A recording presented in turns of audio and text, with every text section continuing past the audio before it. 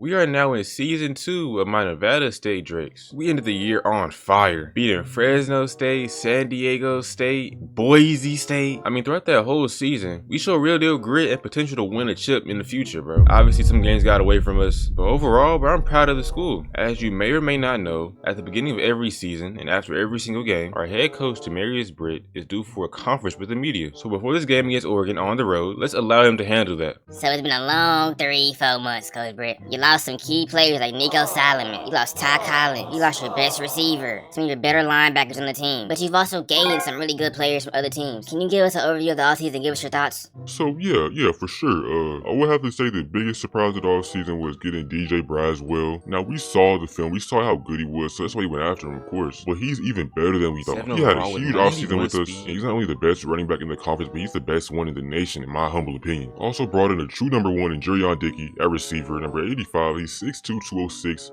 88 speed, 93 excel, went underneath and went over the top, a real deal difference maker. Like we brought in so many guys that have immediately changed the culture in the locker room and have become leaders. We didn't have that last year. Like on defense, Ryan Yates, we got Derek Simmons here, 280 overalls. Brought in 3 true freshmen for the linebacker spot, Paul Yan, Bonnie, you're hurt. 3 difference makers that we didn't have last year. Now we had Barlow, now we had Tajay, but Paul Yan at 90 speed for a linebacker? Insane. Now obviously we can't go too in depth. Y'all saw who we brought in. We brought in some studs for sure, but the team is faster, more athletic, smarter. The whole culture has changed. Also, we cannot forget about Aiden Armenta. Redshirt Jr. has seen a lot of football throughout his career. We're expecting big things out of him this year. Next up is a matchup on the road against 96 overall Oregon. A super tough game here. This will be the best team we'll probably ever play. I mean, I don't see a team really getting higher than a 96 overall, bro. This is a bad start here with the first down, but y'all get the point. After that first down though, the defense settles in, bro. Get to a 2nd and 10 here, and Parker Poyon gets his first sack on his young career. A great play by the true freshman that ends up forcing a punt. Now walks out new QB1, Aiden Armenta. The first run for DJ Braswell goes absolutely nowhere, minus 3 yards here. But then Armenta was able to find Dickey on a comeback route for a first down. Oregon sends 6 people here on his 2nd and 6, man. We have it all locked up, and we end up finding Brazier here wide open on the sideline down to the 30-yard line. Then we find him getting off his RPO for another Drake's first down. Make that 2 consecutive first downs as Aiden Armenta runs for a first here. The drop ends on 3rd down as Aiden Armenta then finds Dickey for a touchdown. 7-0 on the road, man. Let's go. No matter how this game ends, we will always remember that drive. Special stuff. Now it's 1st and 10 for Oregon. Have everybody sit down at the first down mark, but we're not going for it. Reese with the user lurk.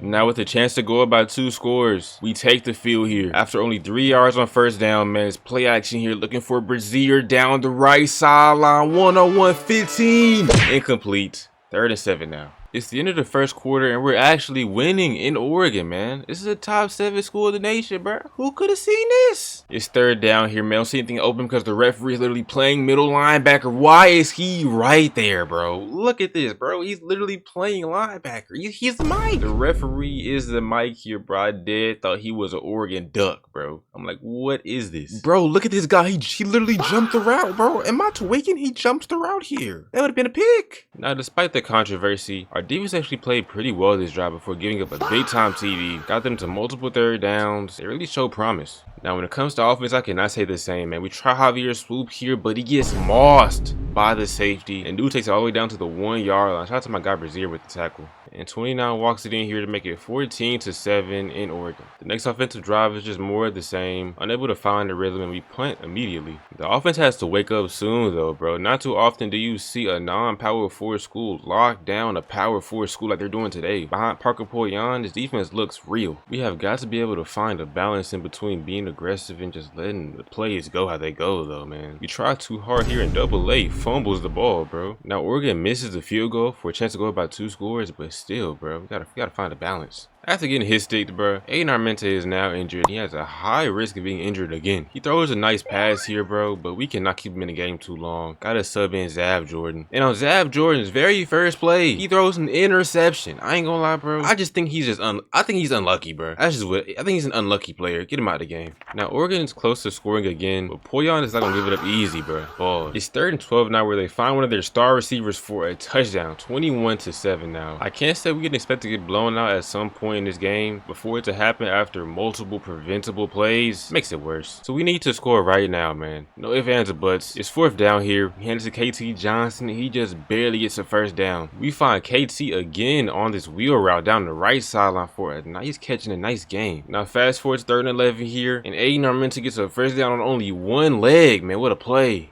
This is the drive where the offense has officially woken up, man. Multiple first downs, multiple big plays, and they ended off with a touchdown. 21-14 now. And of course, when the offense finds their groove, that's when the defense forgets how to play. Oregon walks up the field. Thankfully, though, Poyan and Ogbania step up. Poyan with the TFL and Ogbania with a sack. Only give up 3 here, so there's still a chance. We now need a double-A legacy-defining drive here. It doesn't start off well. It gets 3 consecutive incompletions here, though. Now it's 4th and 10 here with the game on the line. Not a single person open down the field. So we check it down to CJ Tolliver, and he doesn't get even close to a first down. That's game. Now, Coach, after a tough game on the road, he's one of the better teams in the nation where you guys fought all game long and really only lost by 10 points. Is there a moral win for you guys here, or what's going on with you guys? No, hell no, man. I mean, what's the record say? The records are going to say, oh, they barely lost to Oregon. The record's going to say 0-1, right? So it is what it is. Especially when you have guys like Poyan and Ogbania crying in the locker room after a loss because they fought their ass off, man. You know what I'm saying? You guys don't want to hear no moral wins. They want to get better. We're going to keep working. We have FCS whatever next week, so we'll take care of them for sure. And we'll keep moving, man. But nah, to answer your question, nah, no moral wins. No moral wins here. Now, for whatever reason, after this game, we lose connection to the EA Sports servers, bro. So the game doesn't save. And what do I look like trying to play the game twice? So we skip to the next week and we lose 49-3. We all saw the game. We know the real. On to FCS Northwest now, bro. I think in these games it's just scrimmages, honestly, just to see what we have in different players. Look at their skill sets and see how that can translate against a better team. You know, like look here. DJ Braswell looks insane. He looks way faster than anyone else on the field. Scored the TD 7-0.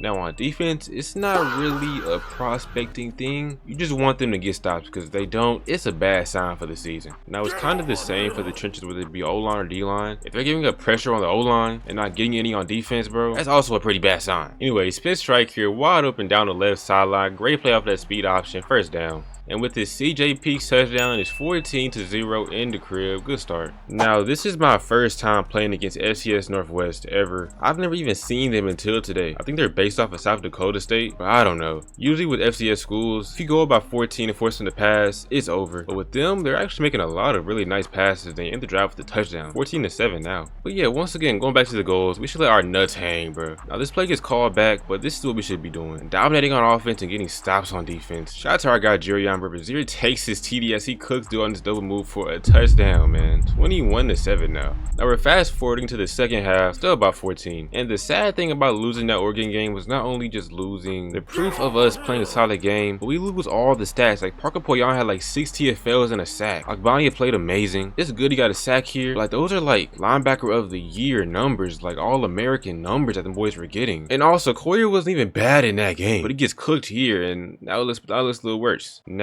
unless something crazy happens, we should not lose this game, but these boys are a little bit different than any other FCS school, bro. They're nice, and we're having a pretty good drive on offense as well, so that should not happen until we try Jurion Dickey over the top and dude picks the ball off in the back of the end zone, man. Now, Drake forces a fumble, so we get the ball right back, but that was definitely a little scary, I ain't gonna lie. DJ Braswell scores in the next play, so now it's 28-14. On the first play of the next drive, Parker Poyan comes off of the edge and sacks dude. They get a first down though because our corners are kind of weak, but the D-line is just so dominant today. We get another sack, and we end up forcing a punt. So we're up 14 with the ball in our hands now. We're supposed to run the ball and chew the clock right, but if Dickey's gonna be this dominant in running routes, just give him the ball, man. We score another TD, 35-14. FCS Northwest now has a chance to stat pad a little bit, and the response from the defense is exactly what you want to see, bro. Ignore Collier getting blurred again. They get sacks, they force a stop, and allow DJ Braswell to score his 3rd TD on the day. This is what you want to see. That's the way you end the game. Props to them, bro. That was a fire win from the outside looking in, Coach Britt. It's probably the best FCS school in the nation. You guys showed them what an FBS school is. Honestly, from the outside looking in, y'all boys look decent. I ain't gonna lie.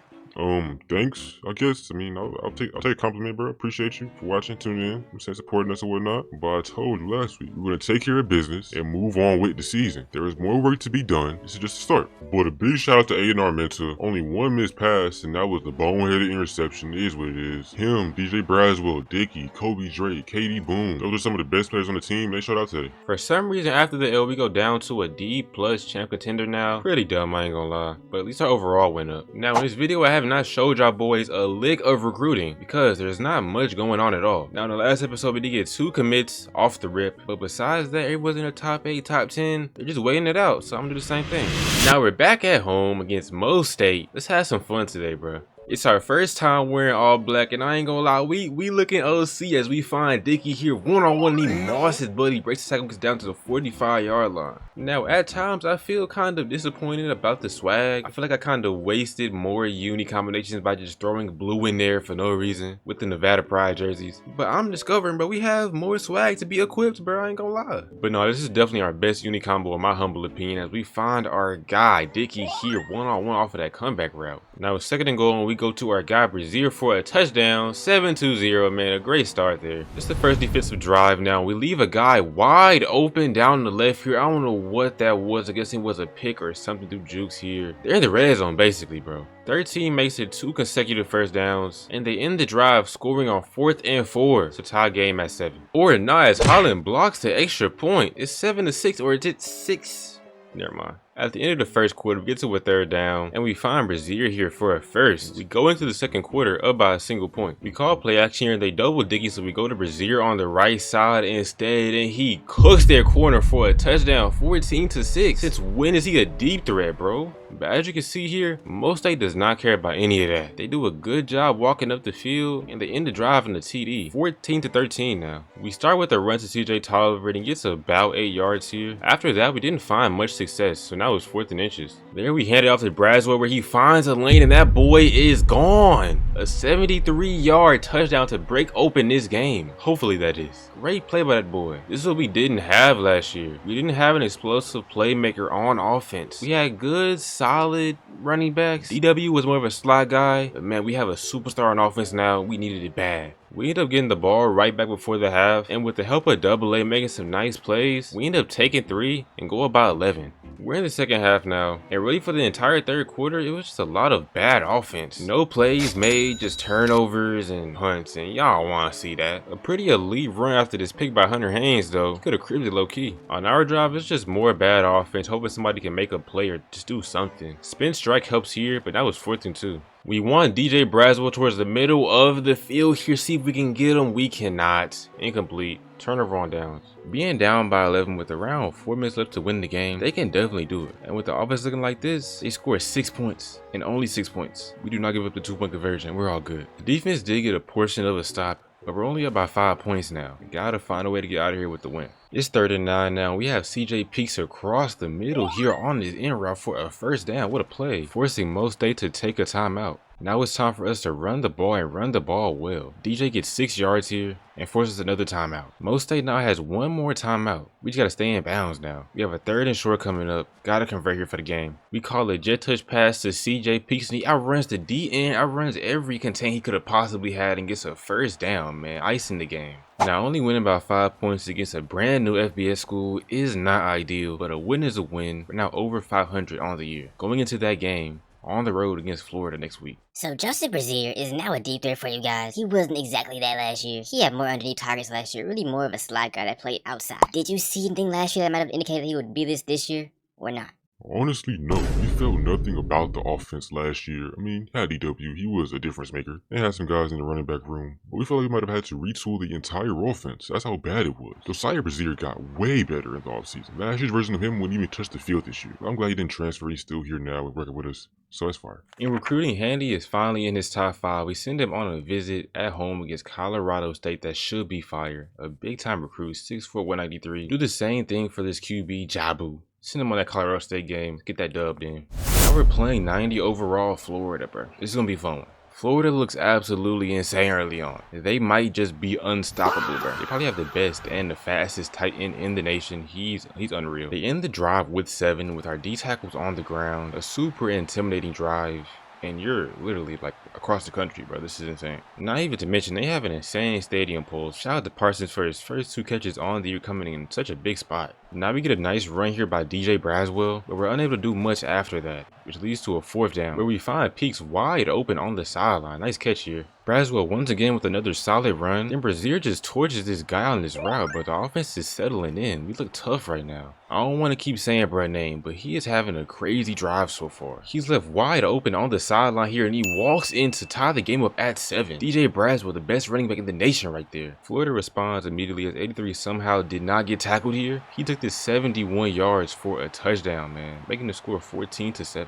Now the last thing we need to do is be in a band for band with a school of this caliber, bro. You see the results of that as we try KT Johnson down here, but 31 has the ball skills of a safety and picks it off. Gotta respect it. We have Florida at a 3rd and 8 now where they try number 83 down the field once again, man, but West is not going, forces an incompletion. Great play. A big time stop in a really pivotal position, and Braswell helps us out here with a nice return on the punt return. Florida falls for the hezzy, and we have our guy CJ Peaks down the right sideline off of the RPO. Now he is way too slow, so Ford gets him, but man, what a great play there. Then we find Brazier underneath for 8 yards, but from there we couldn't muster up any yards. Fast forward to a big time 4th and 2 here. This is a crazy decision, but you don't win games without being risky. They leave Swoop here wide open for a touchdown. 14 up now, man, in the swamp. Their first TD in the young career of Javier Swoop. Great play in a really pivotal position. With a minute and 30 left, Florida has no timeouts, and they are not able to score before the half somehow. A great drive by the defense once again. It's a tie game in Florida. At Florida, and we're not even really playing all that well. We get the ball right here. Let's score a TD and bust this game wide open. We start with the wide open lane for Spin Striker, and he gets a 1st down, about 15 yards there. Find him again here on the left sideline off of the wheel route, 50-yard line now. This is almost too easy. Javier Swoop on the sideline, 1st down once again. That's 3 straight. Make that 4 with Parsons down the left sideline.